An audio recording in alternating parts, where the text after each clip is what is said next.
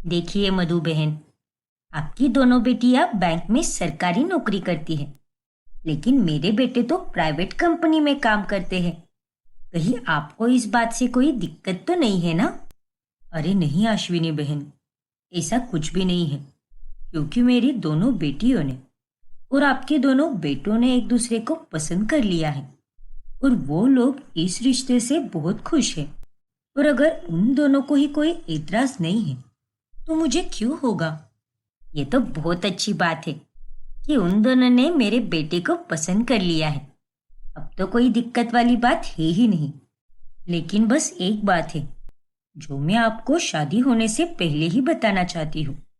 जी बताइए ना मधु जी। मेरी बेटियां नौकरी करती हैं, इसीलिए वो घर के सारे काम नहीं कर पाएंगी और इसीलिए आपको घर में नौकरानी रखनी पड़ेगी। क्या? हाँ अश्विनी जी, अब आप ही देखिए और बताइए मुझे। जी ठीक है। अश्विनी थोड़ी सी परेशान हो जाती है और फिर घर जाकर, क्या? हाँ संभव, प्रिया और नंदिनी घर में काम नहीं करेगी और इसीलिए घर में नौकरानी रखनी होगी। हाँ तो इसमें गलत क्या है माँ? दिन भर नौकरी पर जाना होता है तो वो काम कब करेगी? इसीलिए नौकरानी तो रखनी ही होगी ना। हाँ माँ, इसकी बात भी सही है। अरे चुप रहो तुम दोनों। हमारे पास क्या पैसों का पेड़ लगा हुआ है क्या? अगर नौकरानी दिन भर घर पे काम करेगी तो वो उतने ही ज्यादा पैसे भी लेगी और उसके पैसे कौन देगा? हम्म? अरे तो दे देंगे ना उसे पैसे माँ। हाँ माँ, अब प्रिया और नंदिनी के आने के बाद वो दोनों भी तो थोड़े बहुत पैसे दिया करेंगी ना। और हम दोनों भी नौकरी करते हैं, सब एक साथ मिलकर संभाल लेंगे ना।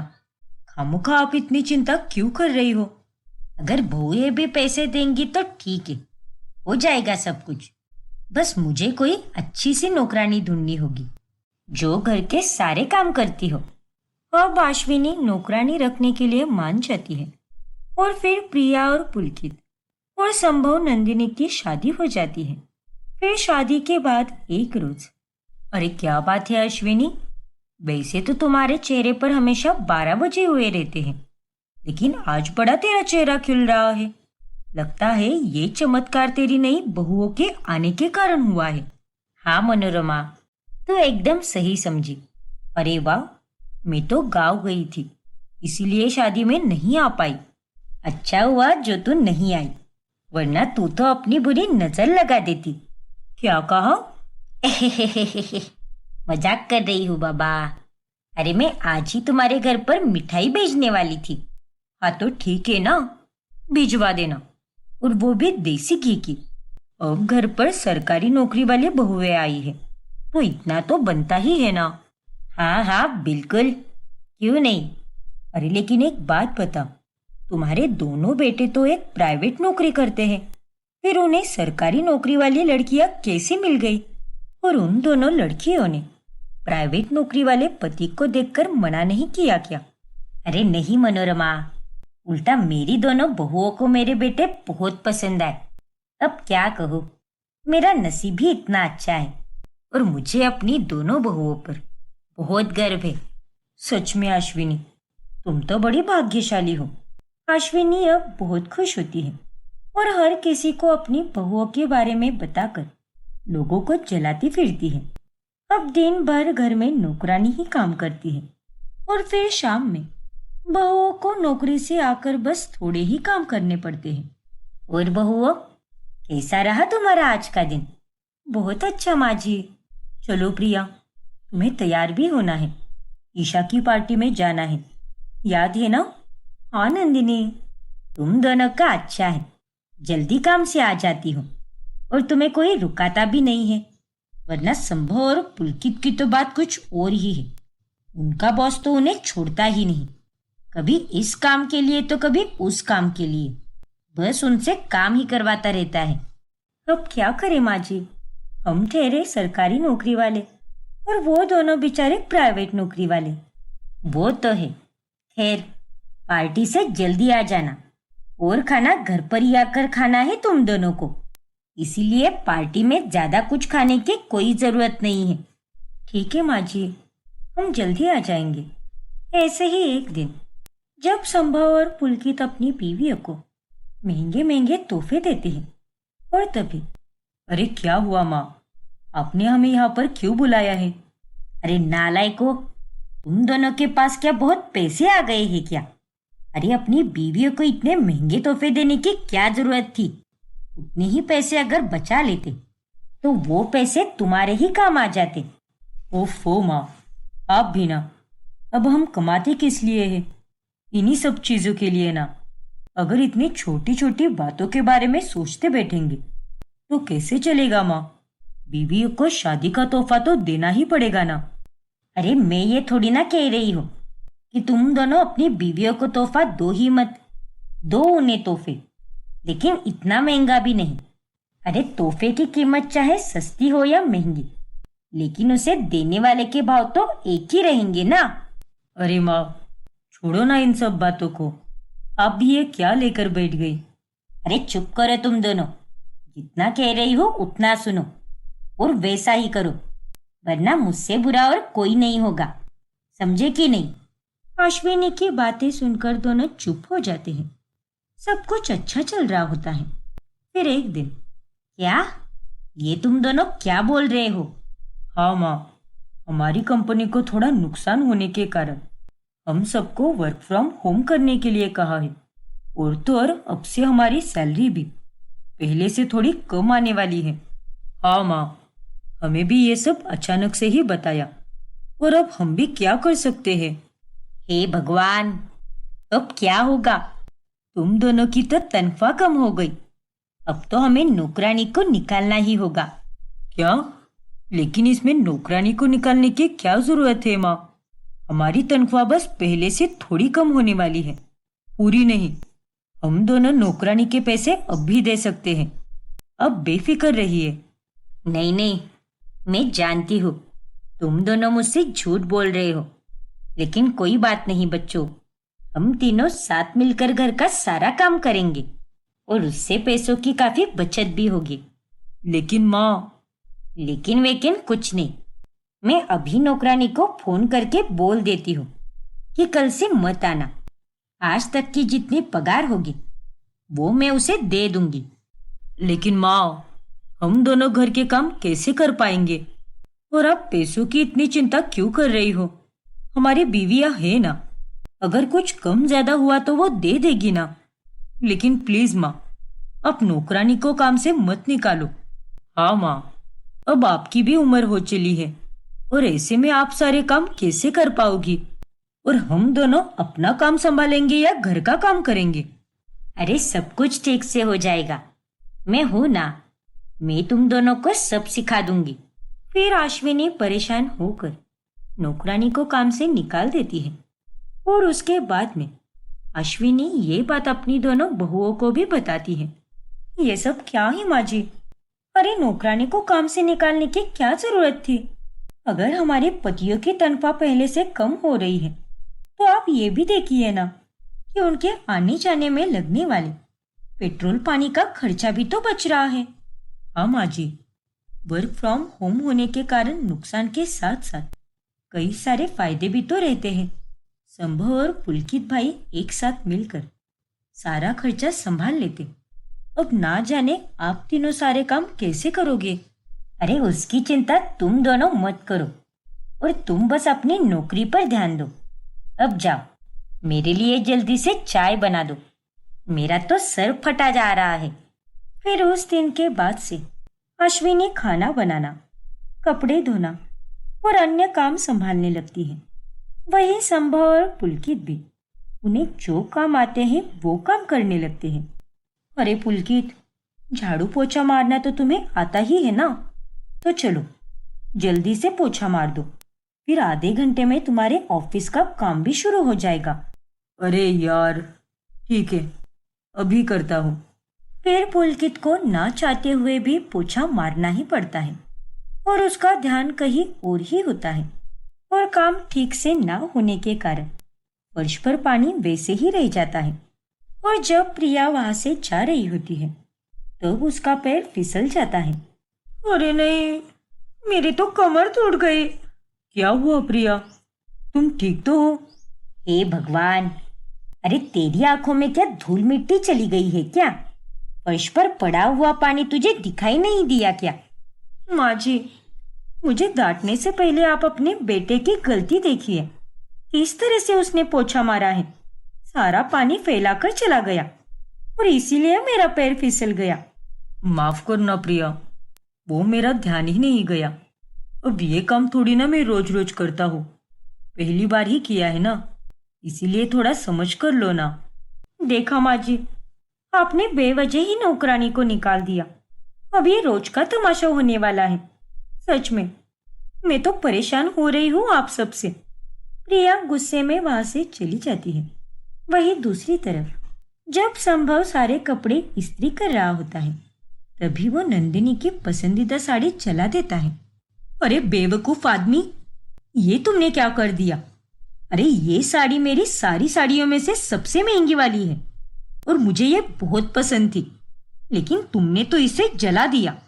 सॉरी नंदिनी, मैं तुम्हारी साड़ी इस्त्री ही कर रहा था, लेकिन उतने में मेरे बॉस का फोन आ गया और गलती से मैंने वो गरम इस्त्री तुम्हारी साड़ी पर रख दी। वहां पर पुलकित भाई प्रिया को परेशान कर रहे हैं और यहाँ पर तुम मुझे परेशान कर रहे हो। दोनों भाई काम ठीक से करने की जगह पर बस उन्हें बढ़ाते ही जा रहे हो। माफ कर दो ना नंदिनी, लेकिन आगे से मैं ध्यान रखूंगा। अच्छा बाबा ठीक है, हम दोनों कल ही शोरूम जाएंगे और तुम्हारे लिए सबसे महंगी वाली साड़ी लाएंगे। तुम्हें जो भी पसंद आएगी वो दिलाऊंगा मैं तुम्हें। नहीं, मुझे अब तुमसे कुछ भी नहीं चाहिए और तुम तो मुझसे बात करो ही मत। लेकिन नंदिनी भी गुस्सा होकर वहां से चली जाती है और अब अश्विनी खाने में झटपट पकवान बनाती है, जिससे बहुओं का पेट ही नहीं भरता। ये सब क्या है माँ जी? कल आपने पराठे बनाए थे और आज ये पुलाव, इससे हमारा पेट कैसे भरेगा? और नहीं तो क्या माँ जी, अरे आपको अच्छी तरह से पता है कि हम दोनों दिन भर बाहर काम करने जाती हैं। थकान के कारण रात को भूख भी लगती है और आप यहाँ पर इतना सिंपल सा खाना बनाकर अपना काम निपटा लेती हो। इस उम्र में आपको इतनी भूख नहीं लगती होगी, लेकिन हमें तो लगती है ना। कभी खिचड़ी तो कभी पुलाव, यही सब बनाते हो आप। अरे ऐसा तो नहीं है कि सारा काम आप ही करती हो, हमारे पति भी आपकी मदद करते हैं। आप भले ही एक सब्जी बनाओ, लेकिन कम से कम उसे बनाओ तो। आपके खाने को खाकर हमारा पेट ही नहीं भरता माँ जी, इसीलिए रात में हमें बाहर से कुछ ना कुछ मंगवाना ही पड़ता है और उसी में हमारे कितने पैसे चले जाते हैं, इस बात का आपको पता भी है क्या? जो दे रही हूँ वह चुपचाप खाओ। तुम दोनों का मुंह आजकल कुछ ज्यादा ही चलने लगा है। जहां बोलना होगा वहां पर हम चुप नहीं बैठेंगे माँ जी। इसीलिए कह रहे थे हम कि नौकरानी को निकालकर आपने बहुत गलत किया है।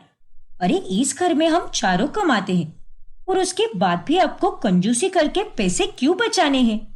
देखिए माँ जी, हमें कुछ नहीं पता, लेकिन कल से हमें रोटी सब्जी खानी है, वरना हम नौकरानी को फिर से बुला लेंगे। बहुओं की बात सुनकर अश्विनी अब चुप हो जाती है। ऐसे ही कुछ दिन बीतते हैं और अचानक से अश्विनी की तबीयत बहुत खराब होती है। देखा माँ जी, जिस बात का डर था वही हुआ। ज्यादा काम करने के कारण आपकी तबीयत पर बुरा असर पड़ गया है। अरे कब से हम दोनों आपको बोल रही है कि छोड़ दो ये कंजूसी करना, लेकिन नहीं, आपको आपकी सेहत की कुछ भी नहीं पड़ी, बल्कि पैसे बचाने की पड़ी है। फिर चाहे आपके हाथ पैर ही क्यों ना दुखे, आपको सारा काम खुद से ही करना है।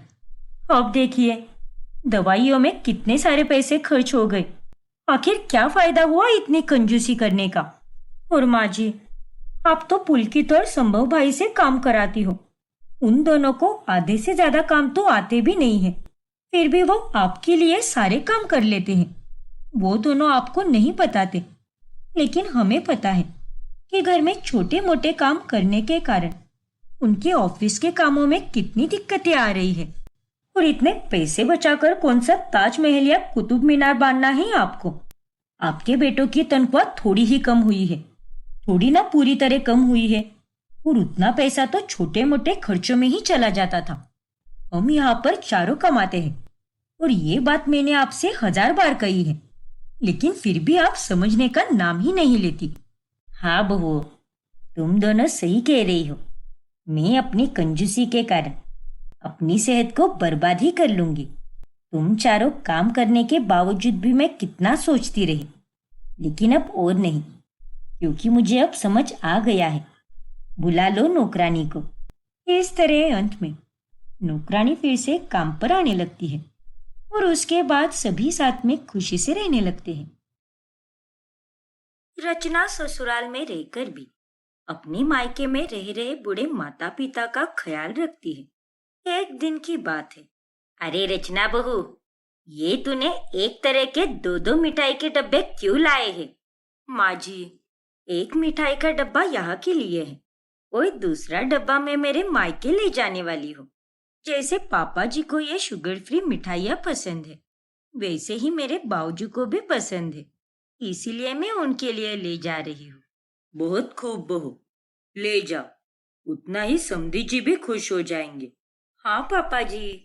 और माँ जी, मैंने दोपहर का खाना भी बना दिया है और झाड़ू पोछे से लेकर कपड़े धोने तक हर एक काम कर दिया है। अब मैं सीधे शाम को 6 बजे ही आऊंगी।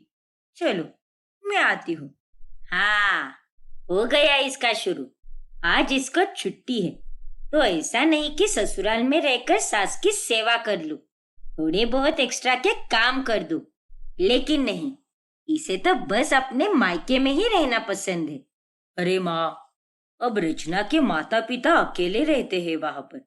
ऊपर से मम्मी जी हार्ट पेशेंट है, तो रचना को वहां पर जाना जरूरी भी है ना। अरे तो फिर यहाँ अपनी घर गृहस्थी कौन संभालेगा?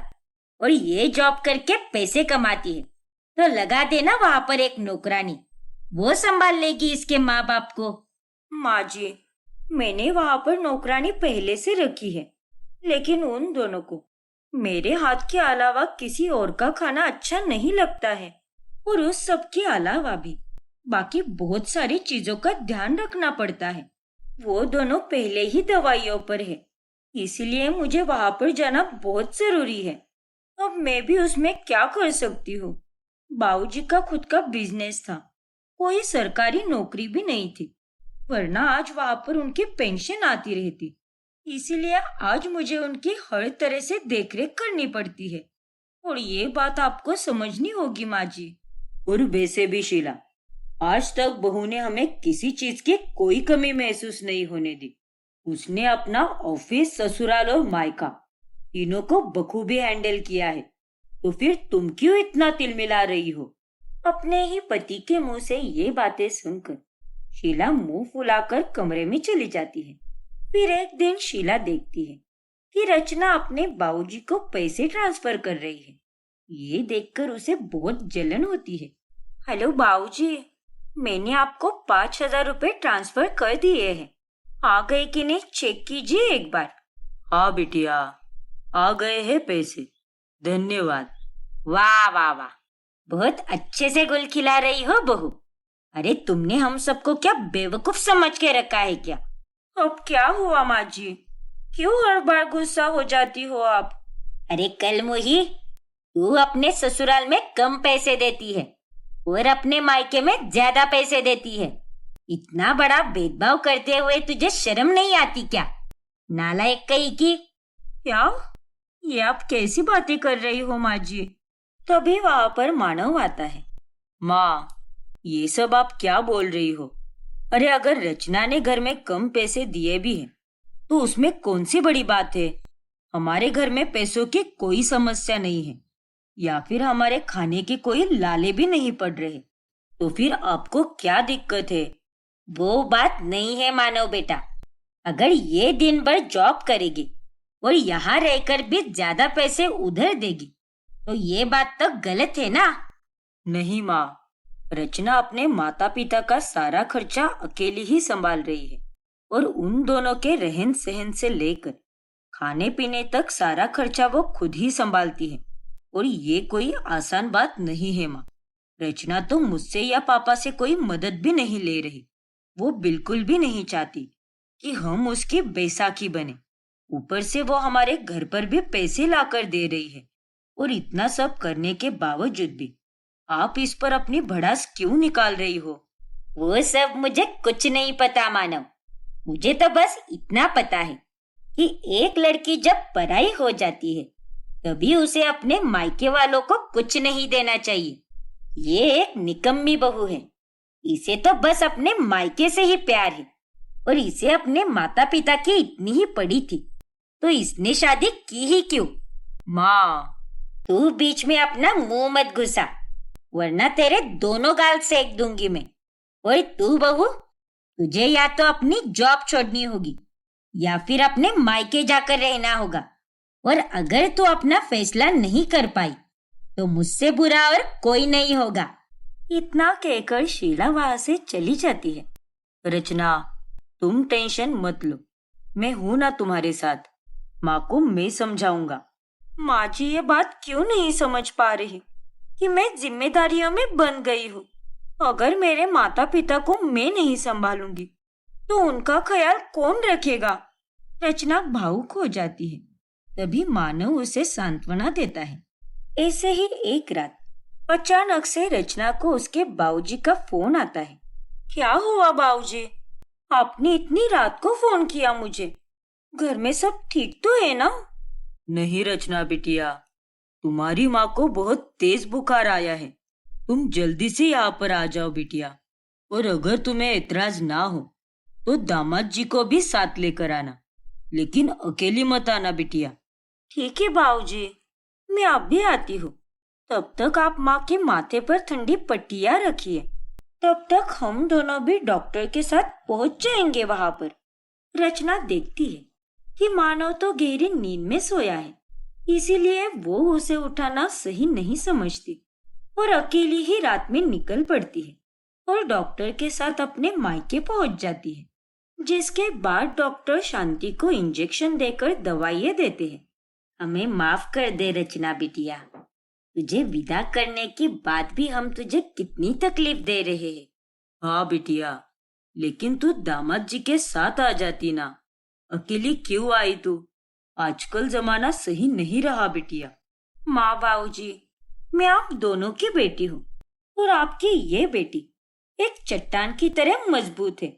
इसे कुछ नहीं हो सकता और आप दोनों को मुझसे माफी मांगने की या फिर मेरा शुक्रिया अदा करने की कोई जरूरत नहीं है। एक बेटा अगर शादी के बाद अपने माता पिता को संभाल सकता है तो फिर एक बेटी क्यों नहीं संभाल सकती? एक शादीशुदा बेटी ने अपने माँ बाप को संभाला तो उसमें क्या गलत है? अरे ये तो मेरा फर्ज है, क्योंकि आज आप दोनों की वजह से ही मैं इस काबिल बनी हूँ। हाँ बिटिया, ऊपर वाला हमेशा तेरा दामन खुशियों से भर दे। फिर रचना अपने मायके में ही सो जाती है और सुबह होने पर वो अपने ससुराल चली जाती है। तभी दरवाजे पर गुस्सल शीला खड़ी होती है और वो रचना के सामने उसका सूटकेस फेंक देती है। ये आप क्या कर रही है माँ जी?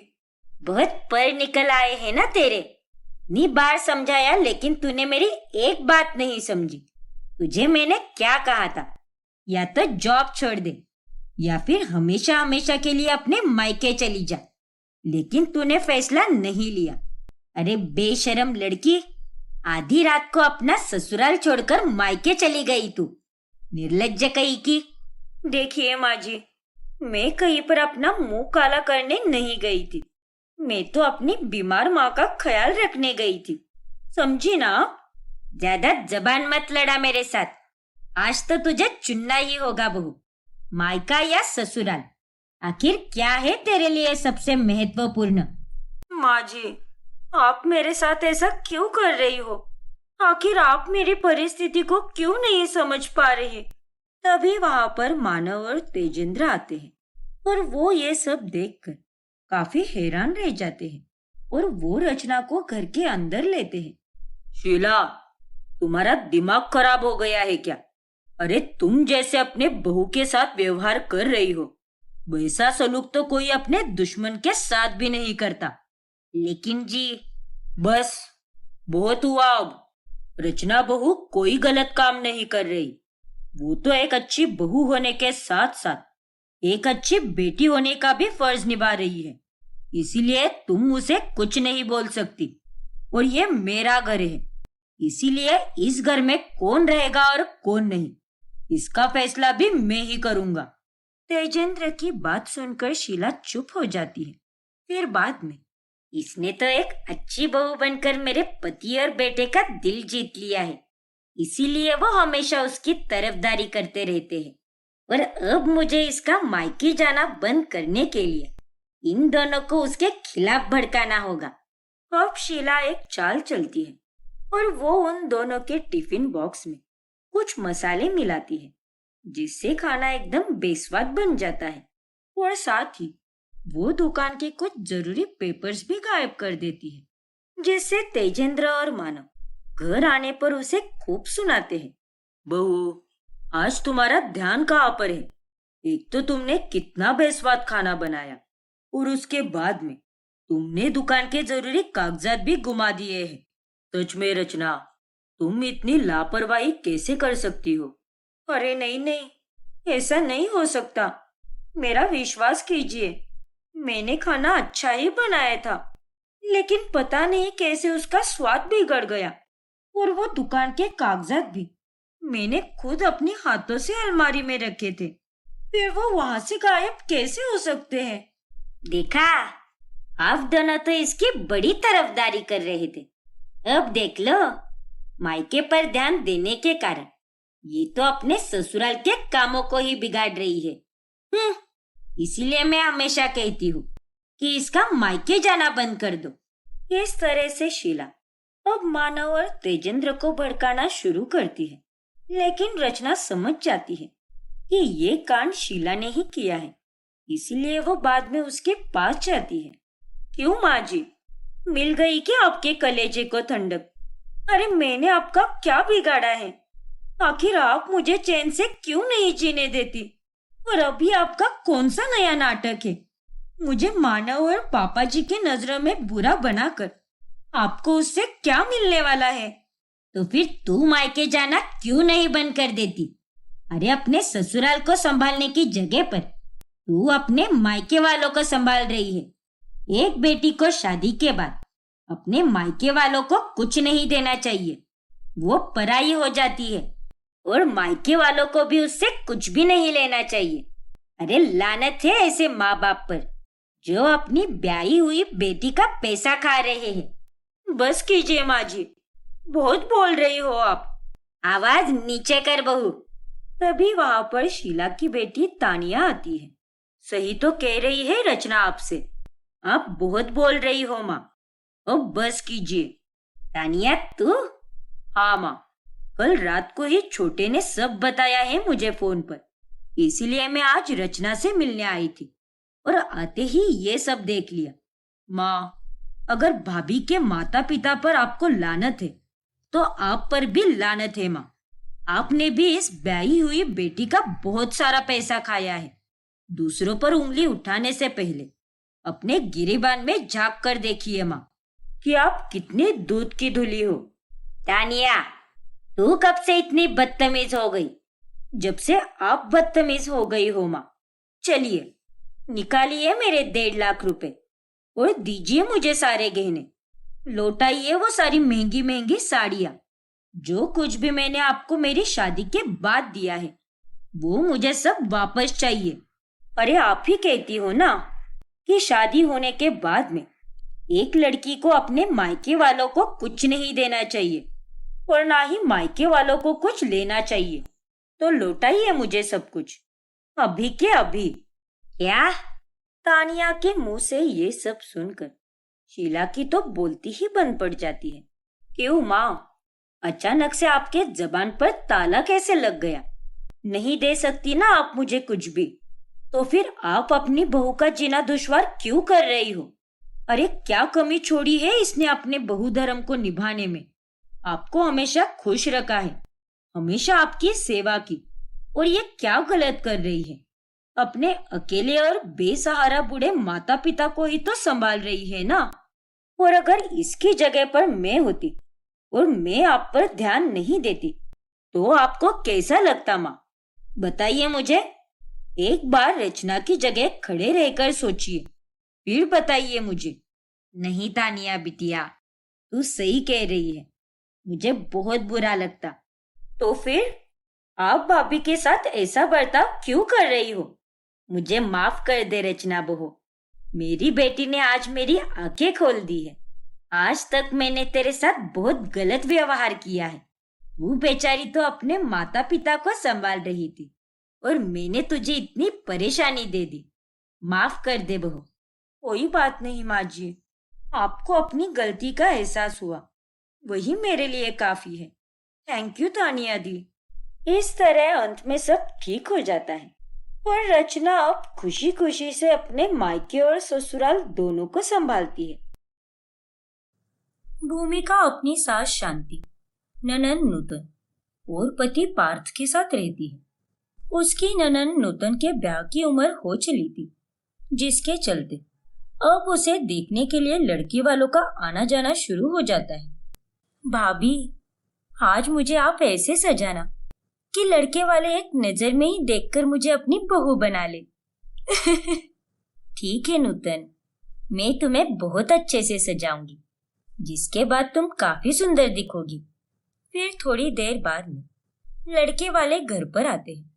लीजिए ना सुनीता बहन, ये मिठाई खाइए, ये मैंने ही अपने हाथों से बनाया है घर पर। जतिन बेटा, तुम भी खाओ। नहीं शांति बहन, पहले रिश्ते को पक्का करते हैं। कुछ भी कहो, आपकी बेटी तो बड़ी ही सुंदर है। मुझे तो मेरे जतिन के लिए ऐसी ही सुंदर बहू चाहिए थी, और साड़ी में तो आप और भी ज्यादा सुंदर लगती हो।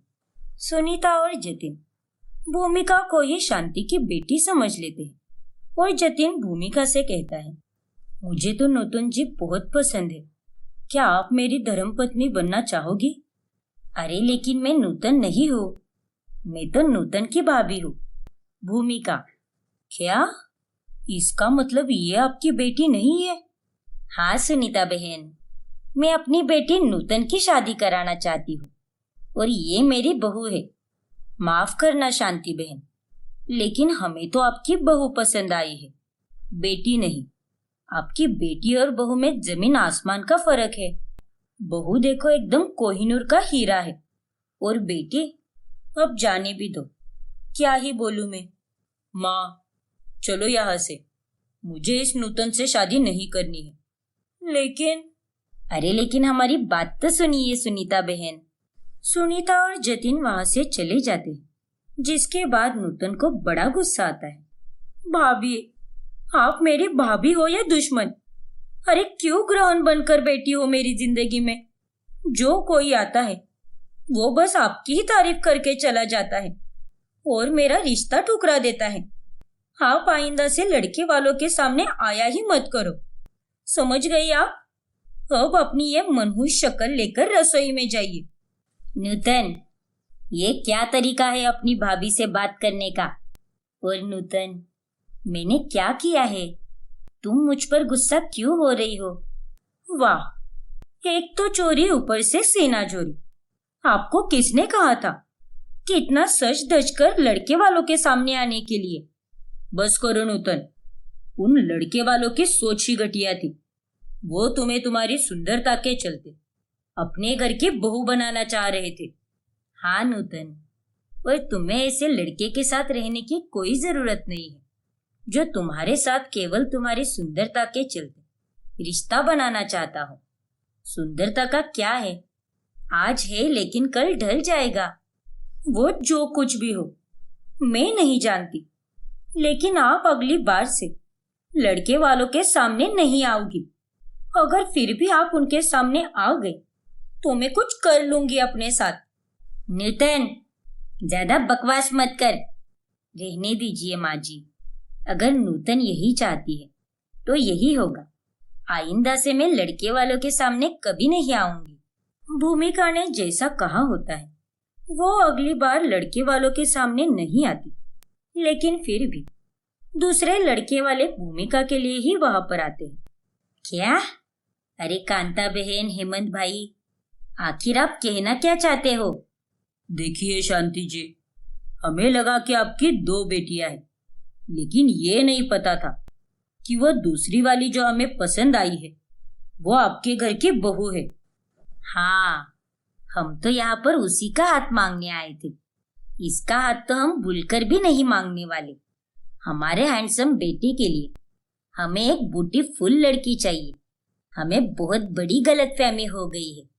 चलिए हेमंत जी। हाँ कांता। फिर वो वहां से चले जाते हैं और नूतन वापस गुस्सा हो जाती है। भाभी भाभी भाभी, बस सबको भाभी ही नजर आ रही है। उनके कारण मैं अभी तक अपने मायके में बिन बिहाई बैठी हूँ। मेरी एज की सारी लड़कियों की शादी हो गई है। अपनी शादी की मिठाई बांटने की उम्र में मैं तो दूसरों की शादी की मिठाइयाँ खा रही हूँ।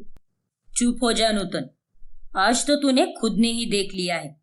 चाहे तेरी भाभी आए या ना आए, लेकिन लोगों की सोच वैसी की वैसी ही रहेगी। उन्हें बस सुंदर लड़की चाहिए।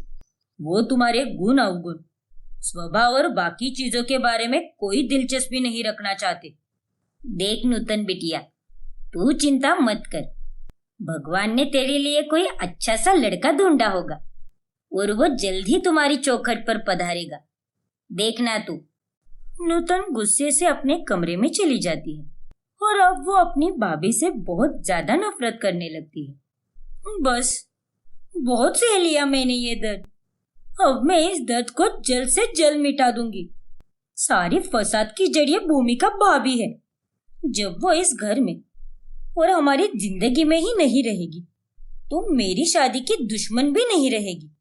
अब से मेरा सिर्फ एक ही मकसद है, उन्हें इस घर से और हम सबके दिलों से बाहर निकालना, सबकी नजरों में बुरी बनाना। और ये मकसद मैं हर हाल में पूरा करके रहूंगी, चाहे उसके लिए मुझे कुछ भी करना पड़े, किसी भी हद तक जाना पड़े।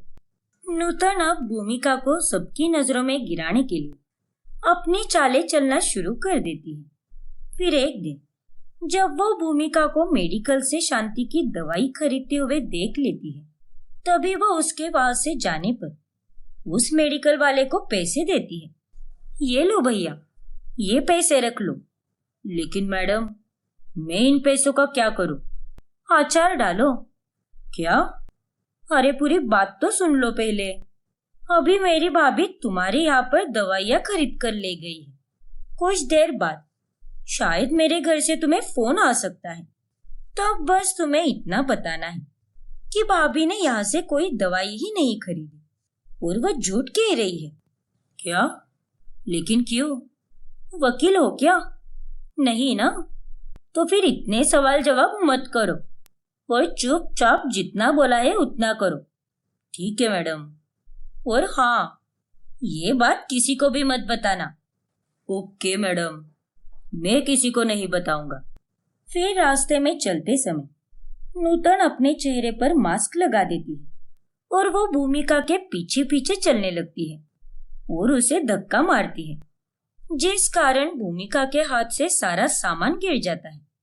और मौका देखते ही नूतन फटाफट से शांति की दवाई उठाकर वहां से रफू चक्कर हो जाती है। अरे, आंखें फूट गई है क्या तुम्हारी? ना जाने कौन सा नशा करके चलते हैं लोग आजकल। नॉनसेंस कही की। मेरा सारा सामान गिरा दिया इसने। फिर भूमिका सारा सामान समेटकर थैले में उसे डाल देती है और अपने घर चली जाती है। तभी शांति जब उसे अपनी दवाई के बारे में पूछती है, तब थैले में दवाई गायब देखकर भूमिका हैरान रह जाती है। अरे, ये क्या? तुमने मेरी दवाइयाँ नहीं लाई बहू? तुम इतनी लापरवाह कैसे हो सकती हो? तुम अच्छे से जानती हो, अगर मैंने ये डोज नहीं लिया तो मेरी तबीयत कितनी खराब हो सकती है। नहीं माँ जी, ऐसी बात नहीं है। मैंने आपकी दवाइयाँ खरीद ली थी, मैं भूली नहीं हूँ, लेकिन पता नहीं कहाँ चली गई। अरे बहू, पिछले कुछ दिनों से तुमसे कोई ना कोई गड़बड़ होती ही जा रही है। आजकल तुम्हें हो क्या गया है? माँ जी, मैं सच कह रही हूँ। अगर आपको विश्वास नहीं हो रहा तो आप मेडिकल वाले भैया को कॉल करके पूछिए। हाँ हाँ ठीक है, अब तो मुझे वही करना पड़ेगा। तुम्हारी इन्हीं हरकतों की वजह से अब मुझे तुम पर जरा सा भी भरोसा नहीं हो रहा। अब आएगा असली मजा। फिर शांति उस मेडिकल वाले को कॉल करती है। तब वो नूतन के कहने पर शांति से झूठ बोलता है और उसके बाद शांति भूमिका पर और भी ज्यादा गुस्सा हो जाती है। क्या? लेकिन ऐसा कैसे हो सकता है माँ जी? नहीं माँ जी, वो मेडिकल वाला झूठ बोल रहा है। मैंने खुद दवाई खरीद ली थी। शायद रास्ते में कहीं गिर गई आते समय। अब और कितनी मनगढ़ंत कहानियां बनाओगी तुम बहू? चुप हो जाओ, कोई दफा हो जाओ यहाँ से। लेकिन माँ जी, भूमिका की ये हालत देखकर नूतन काफी खुश हो जाती है। वही दूसरी तरफ भूमिका काफी परेशान हो जाती है। फिर एक दिन वो भूमिका की डायरी को लेकर अपनी सहेली अंतरा के पास जाती है। अंतरा, तुझे कोई भी हैंडराइटिंग को देखकर उस हैंडराइटिंग के जैसे हूबहू लिखने आता है ना? हाँ नूतन, लेकिन क्या हुआ? तुझे किसकी हैंडराइटिंग बनवानी है? देख यार, मुझे एक छोटी सी हेल्प चाहिए थी। हाँ बोल ना नूतन, तू जो भी बोलेगी मैं वही करूंगी। ये देख डायरी, इसमें जैसी भी हैंडराइटिंग है तुझे सेम टू सेम वैसे ही हैंडराइटिंग निकालनी है और जैसे जैसे मैं बोलूंगी तुझे भी सेम इस डायरी में वही लिखते जाना है। फिर नूतन अंतरा से उस डायरी में सारी बुरी बातें लिखाती है और फिर घर जाने पर नूतन वो डायरी सोफे पर रख देती है। जिसके बाद जब पार्थ घर पर आता है तब वो डायरी में लिखी हुई सारी बातें पढ़कर बहुत ज्यादा गुस्सा हो जाता है। मुझे तो बड़ा मजा आ रहा है क्योंकि मेरी ननद की शादी ही नहीं हो रही। जब भी घर में कोई रिश्ता आता है मैं जानबूझकर लड़के वालों के सामने सच सवर कर चली जाती हूँ ताकि कोई भी नूतन को पसंद ना कर सके। और तो और मुझे तो अपने पति में भी कोई इंटरेस्ट नहीं रहा। कॉलेज के मोहित के साथ बातें करना ही पसंद है मुझे। हे भगवान, भूमिका बहू, ये सब तूने अपनी डायरी में क्या लिखा है? क्या? ये सब मैंने नहीं लिखा है माँ जी। मेरा यकीन कीजिए, ये सब झूठ है। ये सब किसी और ने लिखा है। मैं भला ऐसे क्यों लिखूंगी? शट अप भाभी। देखा भैया, देखा ना माँ, मैंने आपसे पहले ही कहा था भाभी जानबूझकर ये सब करती है और वो नहीं चाहती कि मेरा भी घर बसे। भूमिका, ये सब क्या है?